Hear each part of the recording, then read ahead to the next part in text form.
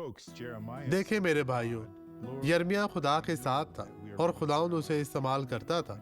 यहाँ यर्मिया 10:23 देखे, ऐ खुदाउंद, मैं जानता हूँ कि इंसान की राह उसके इख्तियार में नहीं, इंसान अपनी रविश में अपने कदमों की रहनुमाई नहीं कर सकता।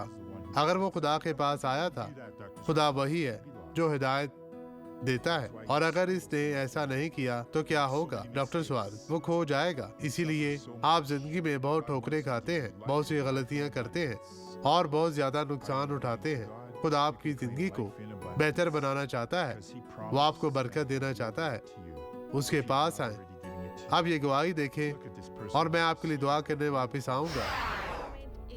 मेरा इलाज तकरीबन 5 साल तक हुआ। डॉक्टर ने कहा कि मैं न्यूरोपैथी से हूँ। देखिए, मैं इस तरह चलूंगी तवाज़ुन के बगैर, क्योंकि मेरे जिस्म में मुनासिब तवाज़ुन नहीं था। आप यहाँ पैदल कैसे पहुँची?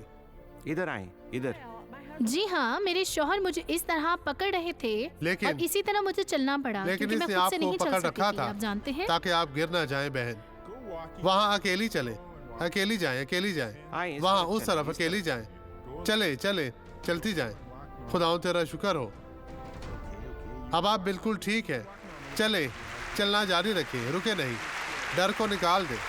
अब वापस आए बहन, वापस आए, सुने, वापस आए, वापस थोड़ा भागती हुई वापस आए और अपने शौहर के पास जाएं। चलें, तेज। ये बहुत ही शानदार है। खुदाओं तेरा शुक्र हो, अपने शौहर को गले लगाएं, गले लगे। खुदाओं तेरा शुक्र हो।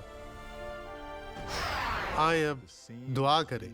बाप, इन लोगों को तेरी बरकत, तेरी शिफा और तेरी निजात की जरूरत है। हर तरह की बदी मसीह यीशु नासरी के नाम में इनकी जिंदगी से जाती रहे। खुदा आपको बरकत दे। आमीन।